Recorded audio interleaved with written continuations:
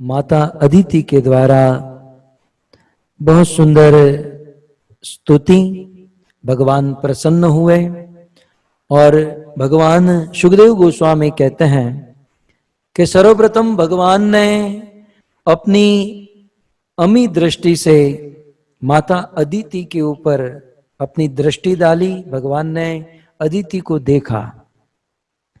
सुखदेव जी कहते हैं सपुष्करेक्षण, भगवान के अदिति के ऊपर देखने मात्र से अदिति की सारी चिंता दूर हो गई। बहुत सुंदर, एक एक श्लोक में सुंदर सुंदर बातें हैं कि भगवान की दृष्टि मात्र से इतने दिनों से अदिति के मन में जो चिंता थी अपने संतान, अपने पुत्रों के बारे में, अब आप देखोगे कि भागवत में इसके बाद अदिति के जीवन में कभी कोई चिंता नहीं हुई। क्यों? क्योंकि भगवान की दृष्टि पड़ गई। सो सिद्धांत यह है कि जिस पर भगवान की दृष्टि पड़ जाए उनके जीवन का सारा दुख दूर हो जाता है। इसलिए भागवत के सार स्वरूप कहा गया कि नाम संकीर्तन और प्रणाम दुख शमनम। भगवान का नाम लो, भगवान को प्रणाम करो, उनका दर्शन करो, जीवन की सारी बाधा, सारी प्रॉब्लम दूर हो जाएगी। तो यहां पर भगवान अदिति से कहते हैं देव मात भरवत्या विज्ञातम चीर कांक्षितम यत् सपत्ने हृत श्रीणाम चान्विताम स्वधामतः। भगवान कहते हैं कि हे देवी अदिति, आपने जिस उद्देश्य से ये व्रत किया है, जिस उद्देश्य से मेरी भक्ति की है, तुम्हें बोलने की आवश्यकता नहीं है। विज्ञाइताम, मैं पहले से ही सारी बात जानता हूं। यहां पर भी एक बात आती है कि हमारे जीवन में हमें जो भी वस्तु चाहिए वो हमें भगवान को कहने की जरूरत नहीं है। भगवान सब जानते हैं कि हमारे लिए क्या उचित है, क्या अच्छा है, क्या बुरा है। यदि हम भगवान से मांगेंगे ना, मैं सच कहता हूं हम लोग लॉस में रहेंगे। सो इसलिए हमें भगवान से मांगना नहीं चाहिए।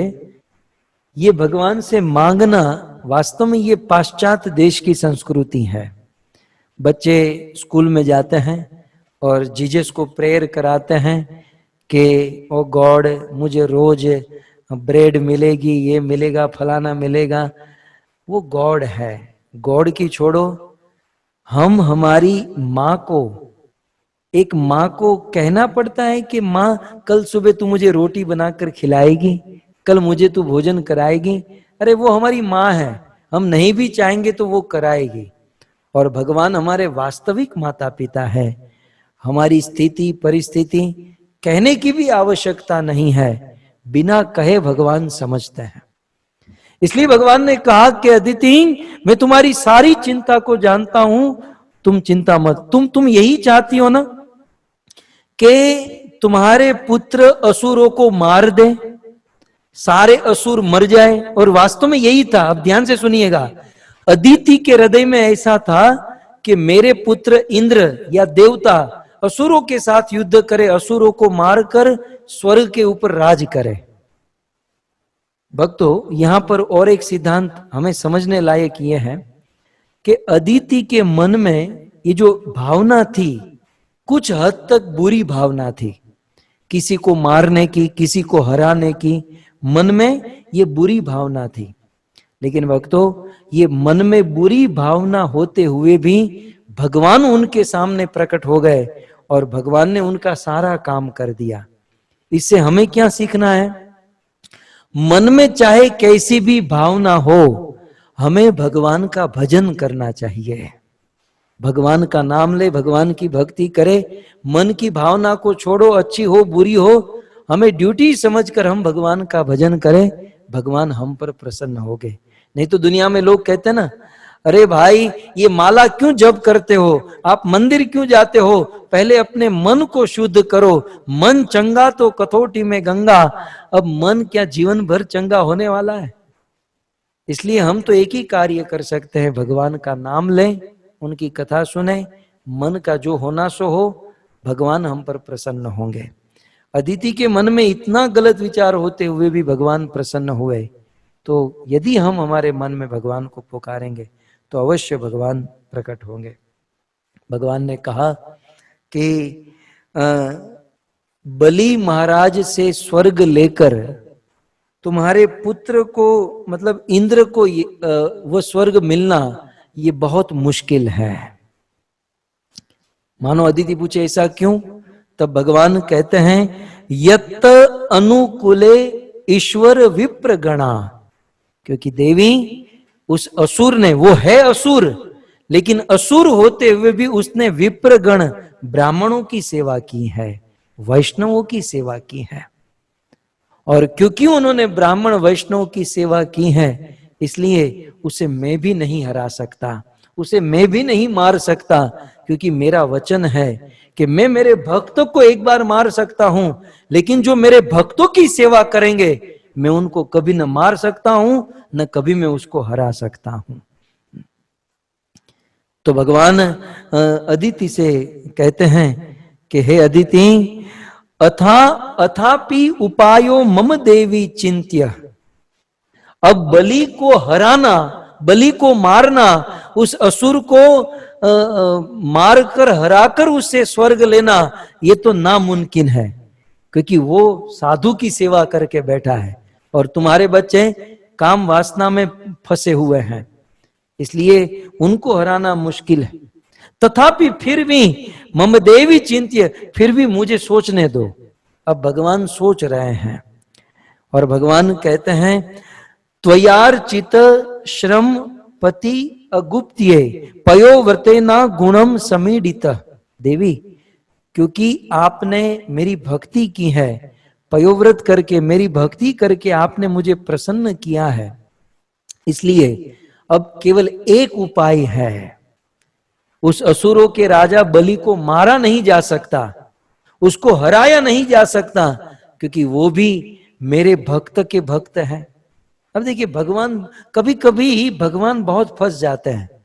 महाभारत में भी ऐसा हुआ था, पितामह भीष्म ने प्रतिज्ञा ली और यहां अर्जुन की रक्षा करनी थी। अर्जुन भी कृष्ण के भक्त, पितामह भीष्म भी कृष्ण के भक्त। अब पितामह भीष्म की प्रतिज्ञा कि मैं अर्जुन को मार दूंगा, एक और अर्जुन के शरीर की रक्षा करनी है, दूसरी ओर पितामह भीष्म की प्रतिज्ञा की रक्षा करनी है, और दोनों भक्त के बीच में भगवान फंस गए। फिर आप सब जानते हैं कि भगवान ने उन दोनों को बचाने के लिए अपनी विश्व विदित, विश्व विख्यात प्रतिज्ञा को भगवान ने तोड़ दिया। भगवान ने सोचा मेरा नाम भले बदनाम हो, लेकिन मेरे दोनों भक्त का नाम महान होना चाहिए, वो संसार में अमर होने चाहिए। सो भगवान ने कलंक, स्वयं कलंक उठा लिया और दोनों भक्तों को बचा। यहां पर भी ऐसा ही हुआ कि बलि महाराज साधुओं की सेवा करके बैठे हैं, उसको न कोई मार सकता, हरा सकता है, और यहां अदिति ने भी भगवान को प्रसन्न किया है, उनकी भी इच्छा को पूरी करनी है। भगवान ने सोचा कि क्योंकि आपने मुझे प्रसन्न किया है, इसलिए मेरे पास एक प्लान, एक उपाय है। बोले उपाय क्या है? स्वांशेन पुत्र उपेत्यते सुतान। हे देवी, मैं आपके पुत्र के रूप में प्रकट हो सकता हूं। देवी, मैं आपका पुत्र बनूंगा और गोप्तास्मि मारीच तपस्ति दिष्टित, और पुत्र बनकर मैं आपका पुत्र, आपके 11 पुत्र हैं, मैं आपका 12वां पुत्र बनूंगा और आपका पुत्र बनकर जन्म लूंगा और जन्म लेकर बलि महाराज के पास जाऊंगा। उसे युद्ध तो नहीं हो सकता है, हरा तो नहीं सकते हैं, लेकिन मैं आपका पुत्र बनकर बलि के पास जाऊंगा और भिक्षा मांगूंगा, और भिक्षा में वो स्वर्ग लेकर मेरे बड़े भाई इंद्र को वो स्वर्ग वापस दे दूंगा। अदिति ने कहा कि आप मेरे पुत्र बनेंगे तब तो इससे बड़ा सौभाग्य और क्या होगा। तो इस प्रकार से अदिति कृतकृत्य हो गई। लेकिन जाते जाते भगवान ने कहा कि नैतद परस्मा आख्यम पृष्ठामि कथश्चन, लेकिन देवी ये रहस्य की बात आप किसी को मत बताना, क्योंकि ऐसी बात किसी को बतानी नहीं चाहिए। यहां पर भी एक सीख मिलती है कि जब भी रात में भगवान का स्वप्न आए, कभी हमको स्वप्न में भगवान का दर्शन हो, कभी हमें स्वप्न में गुरु का दर्शन हो, तो जब हम लोग कभी बहुत अधिक भगवान के नाम का जप करते हैं, कभी अधिक भक्ति करते हैं, साधना करते हैं, कभी तपस्या करते हैं, तो ऐसी बातों को हमें छिपा कर रखना चाहिए। ऐसी बातों को बार बार दूसरों को बताने से हमारे जीवन में ये अच्छे अच्छे कार्य फिर बंद हो जाते हैं।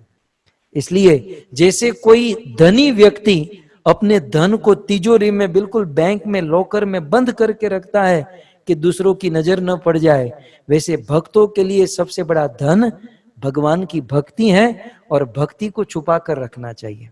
हमारा उल्टा है, हमारे अंदर कोई भक्ति है नहीं, लेकिन नहीं भक्ति होते हुए भी हम लोग दिखाते घूमते हैं कि हम बाहर का नहीं खाते, हम ये नहीं करते, वो नहीं करते हैं। सांप, सर्प, मणिधर सर्प यदि अपने मणि को दिखाता फिरेगा तो वो मणि टीक नहीं पाएगा। ठीक उसी प्रकार हमारी भक्ति, हमारे ज्ञान, हमारे वैराग्य को दबा कर रखना चाहिए। तो भगवान ने कहा कि इस रहस्य को तुम छिपा कर रखना, मैं तुम्हारे पुत्र के रूप में प्रकट होऊंगा, तुम अपने पति की सेवा करो, मैं तुम्हारे पति के माध्यम से तुम्हारे गर्भ में, हृदय गर्भ में प्रकट हो जाऊंगा और द्वादशी के दिन संसार में आ जाऊंगा। इस प्रकार से भगवान विष्णु ने अदिति से निवेदन किया और देव माता अदिति अपने पति की सेवा करने लगी। और सेवा, कश्यप जी भी दंग रह गए, यार आज तक ऐसी सेवा नहीं होती थी। अब तो अदिति दिन में 100 बार पूछने लगी, पतिदेव आपके लिए पिज्जा बनाऊं, 1 घंटे के बाद आपके लिए बर्गर बनाऊं, पतिदेव आपको क्या चाहिए। अब कोई पत्नी कभी सेवा न करती हो और अचानक इस प्रकार से सेवा करने लगे तो आश्चर्य तो होगा।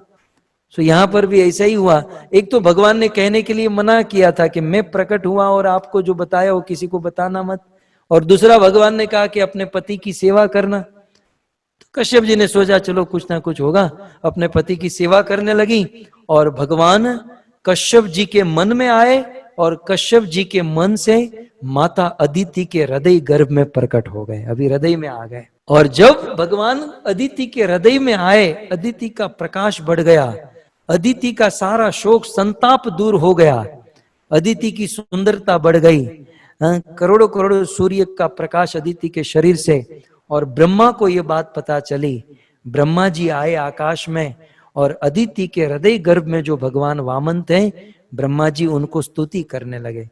भक्तों, जब जब भगवान धरती पर आते हैं, देवतागण उनकी स्तुति करना नहीं चूकते हैं। सो ब्रह्मा जी ने भी 4 श्लोक में भगवान को सुंदर स्तुति की।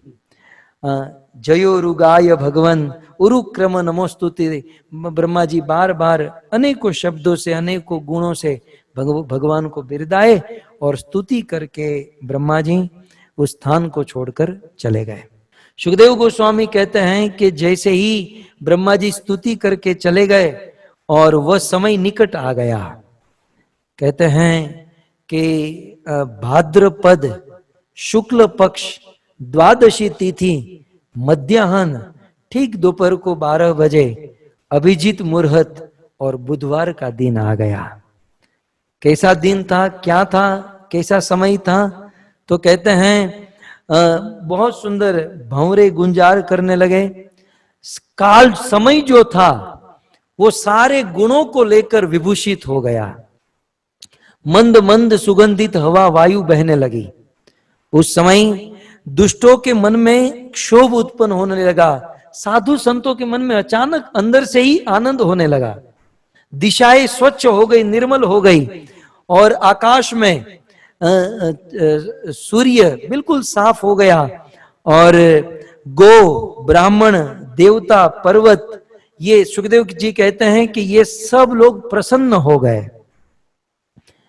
और सुखदेव जी ऐलान करते हैं कि उस समय सारे देवता दुंदुभी बजाने लगे, अनेक प्रकार के ढोल नगाड़े पखावत शहनाई तुर हुई, अनेक प्रकार के देवता बाजे बजाने लगे, अप्सराएं नाचने लगी, मुनि देवता पितर गंधर्व अग्नि ये सब लोग सुंदर नृत्य करने लगे और देवता के अनुचर गण बहुत सुंदर। और कहते हैं स्पेशली शिव जी कैलाश से उतर कर आए और शिव जी, नारद जी, ये सब लोग हमारे प्रभु प्रकट होने वाले हैं, ये सोचकर आकाश में सुंदर कीर्तन करने लगे। अब भक्तों ये वो समय है, श्रावण मास आ चुका है। भगवान वामन का जन्म जैसे कृष्ण का जन्म होता है और कृष्ण के बाद राधा रानी का जन्म, राधा और कृष्ण के बीच में भगवान वामन का जन्म होता है। सो भगवान वामन का जन्म निकट आया और उस दिन झरमर झरमर वर्षा होने लगी है। क्यों ना हो, भगवान आए तो ये प्रकृति जो है ना अनुकूल हो जाती। संसार का छोटा सा प्राइम मिनिस्टर, ये हमारा ट्रम्प इंडिया नहीं आया था, ये जब भारत में आया तो कितना कितना कुछ रास्ते साफ किए गए। अहमदाबाद में आया था, ढोकला बहुत खाधा ट्रम्प है, ये मुझे अंदर की बात पता है। अहमदाबाद में आकर खमन ढोकला खाया और क्या क्या हुआ। जब संसार का छोटा सा प्राइम मिनिस्टर आता है तो कितनी व्यवस्था हो जाती है। प्राइम मिनिस्टर के भी प्राइम मिनिस्टर अखिल ब्रह्मांड नायक भगवान जब इस धरती पर आए, प्रकृति अनुकूल हो गई। प्रकृति सभी गुणों को लेकर भगवान के सामने प्रस्तुत हुई और प्रकृति, नदियों के जल निर्मल हुए, नदियों में बाढ़ आने लगी, वृक्षों पर फल फूल आ गए और मानो प्रकृति चाहती थी कि भगवान आने वाले हैं तो हम हमारी ओर से भगवान के लिए कुछ ना कुछ करें।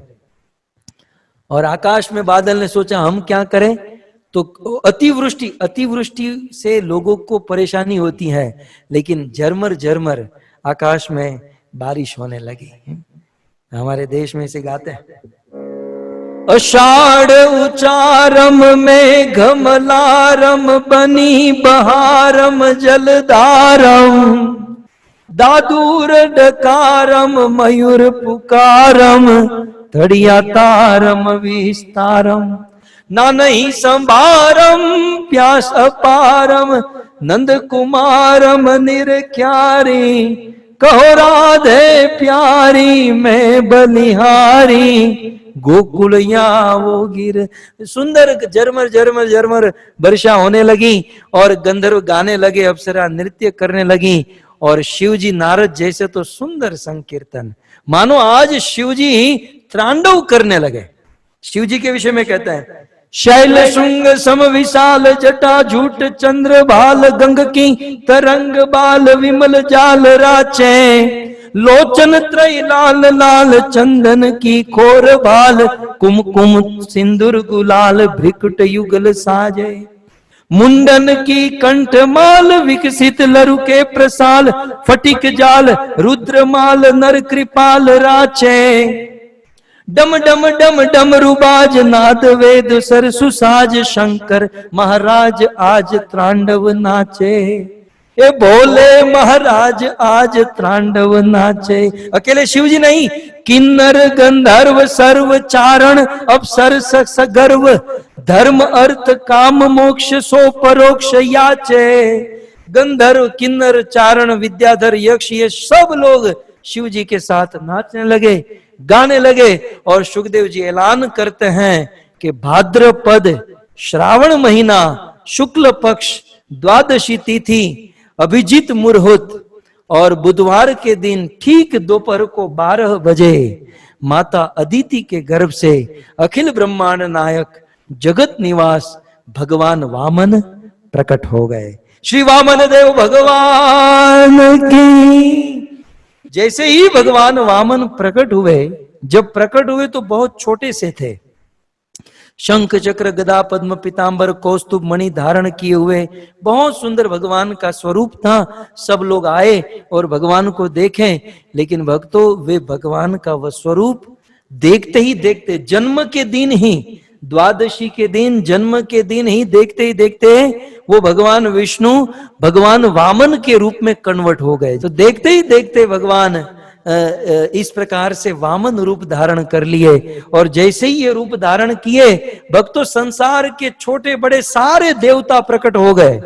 सुखदेव गोस्वामी कहते हैं उस समय जैसे ही भगवान ने ये सुंदर बटुक ब्रह्मचारी वामन का रूप धारण किया तो सूर्य देवता प्रकट हुए और इस छोटे से बालक को गायत्री मंत्र का उपदेश किया।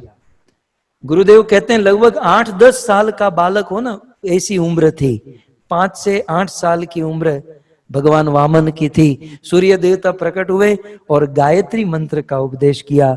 बृहस्पति देवताओं के गुरु बृहस्पति आए, उन्होंने भगवान वामन को गले में यज्ञोपवीत जनोई पहनाई कश्यप जी आए, भगवान को मेखला प्रदान की, और पृथ्वी देवी ने भगवान वामन को, ये जो आप देख रहे हैं ना मृग चर्म, भगवान पृथ्वी देवी ने ये मृग चर्म पहनाया। वन के स्वामी चंद्रमा ने भगवान वामन के हाथ में दंड प्रदान किया। ये दंड देख रहे हैं ना, ब्रह्मचारी के हाथ में, सन्यासी के हाथ में। और अदिति ने भगवान वामन को कौपिन, उत्तरीय वस्त्र पहनाया। देवताओं ने भगवान वामन को छत्र प्रदान किया, छाता, एक छोटा सा अम्ब्रेला छाता प्रदान किया। ब्रह्मा जी ने भगवान वामन को अपने हाथ में कमंडल प्रदान, ये कमंडल जो है ना, ये ब्रह्मा जी ने, स्वयं साक्षात ब्रह्मा जी आए, उन्होंने कमंडल दिया। सप्तर्षि आए, 7 ऋषि, उन्होंने भगवान वामन को कुश प्रदान किया। सरस्वती देवी ने, आप गले में देख रहे हैं ना, सरस्वती देवी ने भगवान वामन के गले में ये रुद्राक्ष की माला पहनाई। और कुबेर जी ने भगवान वामन को भिक्षा पात्र दिया। और जगत माता अन्नपूर्णा देवी ने भगवान वामन को प्रथम भिक्षा प्रदान की है। इस प्रकार से भगवान ने वामन अवतार धारण किया। और सबसे पहला सौभाग्य, जगत माता अन्नपूर्णा देवी ने भगवान वामन को प्रथम भिक्षा प्रदान की। इस प्रकार से भगवान वामन तैयार हो गए। और जब भगवान वामन इस प्रकार से सारा स्वरूप धारण कर लिया, बाल ब्रह्मचारी का रूप था, सुंदर यज्ञ किया। और जब यज्ञ चल रहा था तो 2-5 लोग आए और 2-5 लोग घुसबुस करने लगे, आपस में कुछ चर्चा करने लगे। वो चर्चा भगवान वामन ने कान देकर सुनी। वो चर्चा क्या थी? वो 2-5 लोग चर्चा करने लगे कि वहां पर असुरों का राजा बलि स्वर्ग का लीगली राजा बनने के लिए 99 अश्वमेघ यज्ञ कर चुका है और 100वां अश्वमेघ यज्ञ चल रहा है। और आज वो 100वां अश्वमेघ यज्ञ पूर्ण होने की तैयारी है। यदि ये 100वां अश्वमेघ यज्ञ कंप्लीट हो गया तो भगवान भी उससे स्वर्ग ले नहीं सकते हैं। अब ये बात ये छोटे से लड़के के कान में, अब भगवान तो आए थे इसी के लिए और बस कम बॉल में ज्यादा रन बनाने थे, समय कम था और वहां जाना था। अब क्या करें? भगवान वामन ने तुरंत माता को प्रणाम किया, अपने पिताजी को प्रणाम किया और कहा कि मैं जिस काम के लिए आया हूं मुझे जाने दीजिए। जैसे ही भगवान वामन चलने लगे तो लोगों ने पूछा कि प्रभु कहां जा रहे हो? गुजराती में पूछो, હવે બધું ગુજરાતીમાં આવશે તો ગુજરાતીમાં પૂછ્યું, પ્રભુ ક્યાં, તમે કઈ બાજુ જઈ રહ્યા છો? ત્યારે ભગવાન વામન બોલ્યા, મટાડવા બીજો ઇન્દ્ર મારા વાલા, મટાડવા બીજો इंद्र मारा वाला, विष्णु वामन थई चालिया रे, विष्णु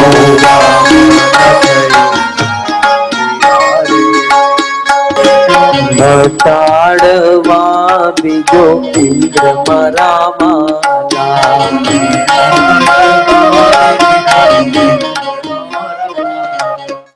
भगवान प्रकट हुए हैं और आप सब लोग बैठे बैठे गा रहे हो। देखिए कथा यहां पर रुकी है, सब लोग खड़े हो जाइए। और आज हमारे प्रभु, हमारे ईश्वर भगवान प्रकट हुए हैं। बड़े भाव से, प्रेम से, नाचते हुए, गाते हुए हम भगवान को स्वागत करेंगे। भगवान ने आपने વધાવીએ અને भगवान ने बलि महाराज पासे पहुंचाड़िए भाव से। विष्णु वामन थई चालिया रे,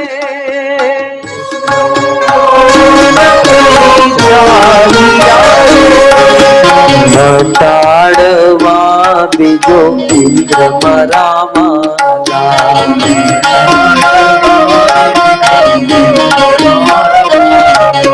मटाड़वा बीजो इंद्र मारा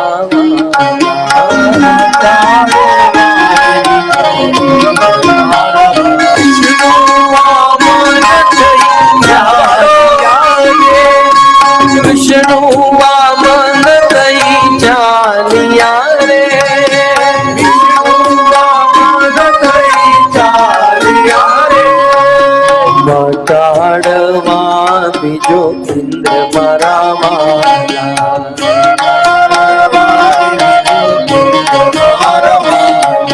मटाड़वा बीजो इंद्र मराला।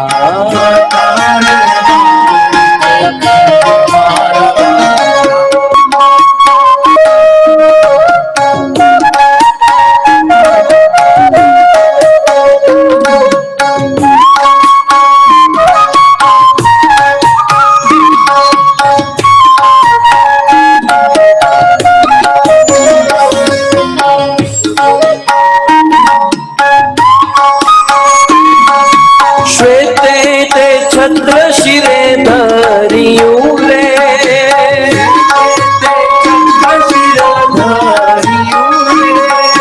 श्वेत ते छत्र शिरे धरियूं रे,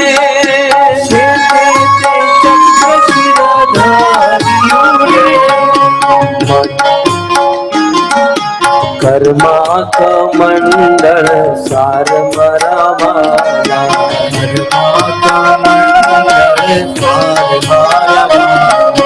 कर्मा कमंडल सार मरावाला,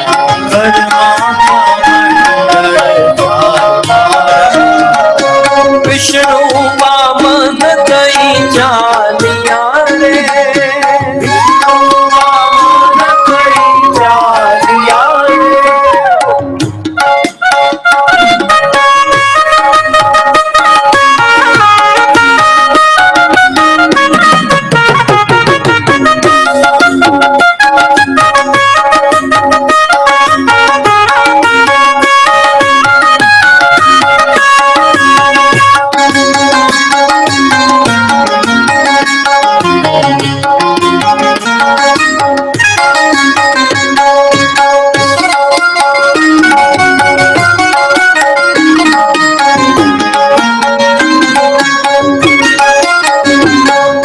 मृग चर्म का तमाशो बतूरे,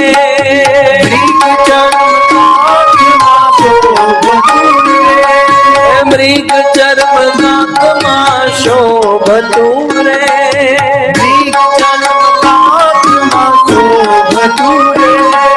त्रिपुंड भाल विशाल मरावाला,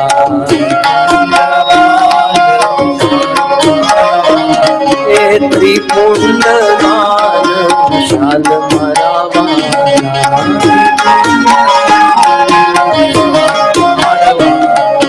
विष्णु वामन कई जालिया रे, विष्णु वामन कई जालिया रे, विष्णु वामन कई जालिया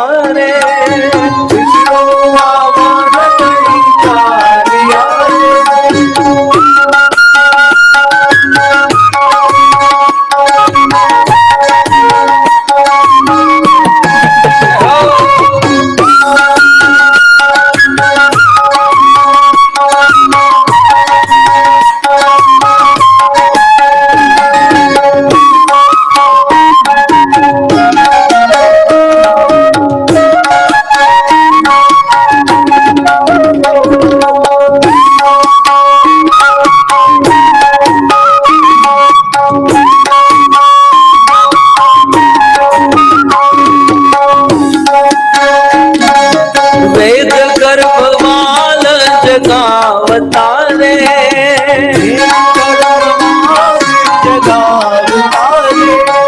वेद गर्भवाल जगावता रे,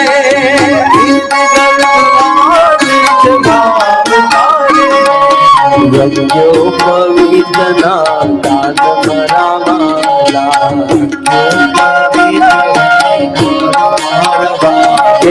यज्ञो पवितना दान मरावाला,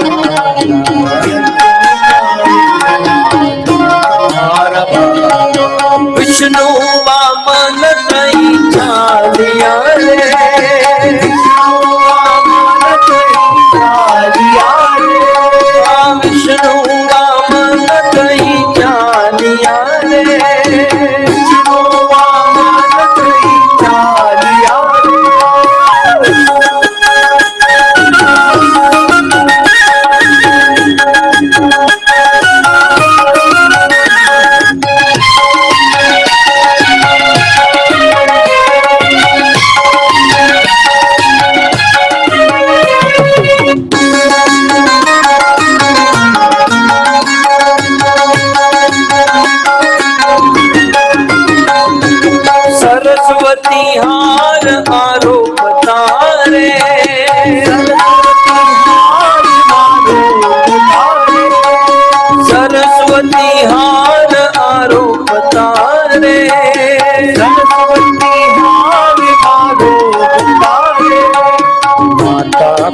से भगवान मरा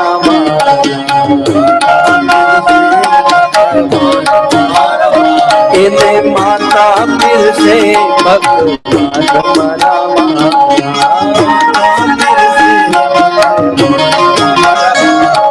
विष्णु वामन दई जालिया रे, विष्णु वामन दई जालिया रे, विष्णु वामन दई जालिया रे, विष्णु वामन दई जालिया रे।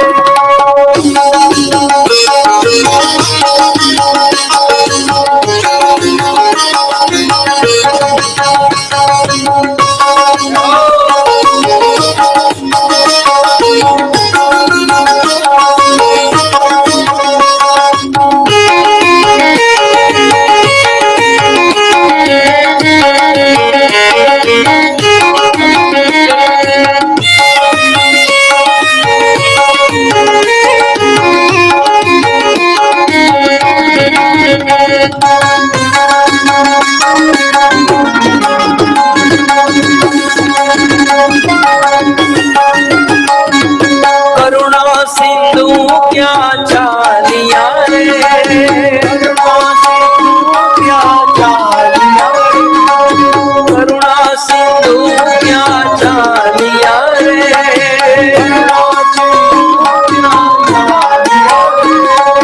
अधूरी छे हम आश मारा वाला,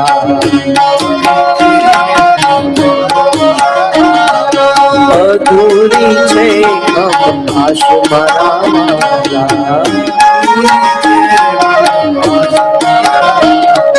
विष्णु वामन दई जालिया रे, विष्णु वामन दई जालिया रे।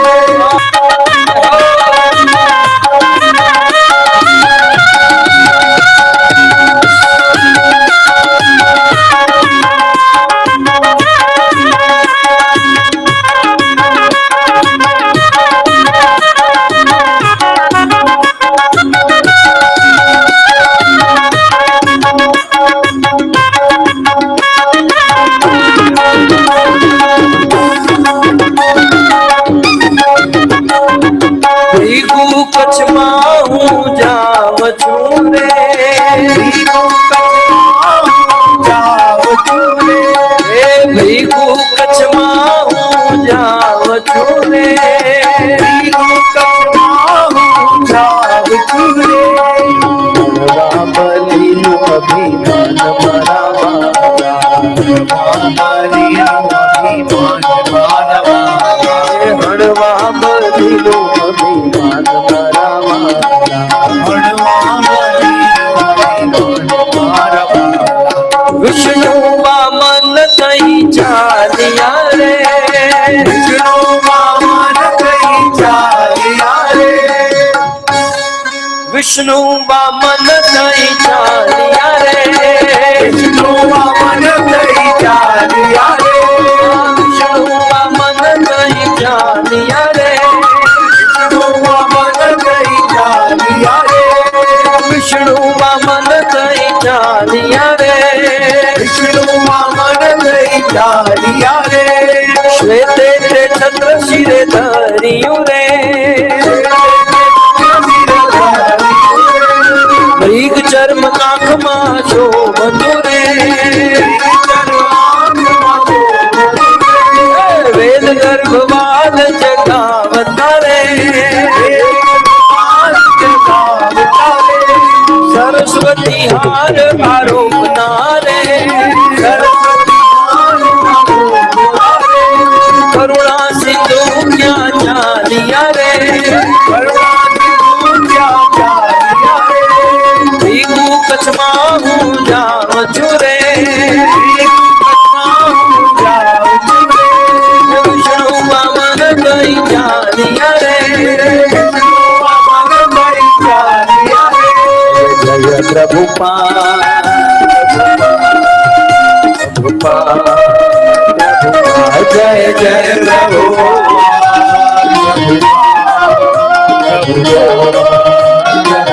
निताय गौर हरि, लो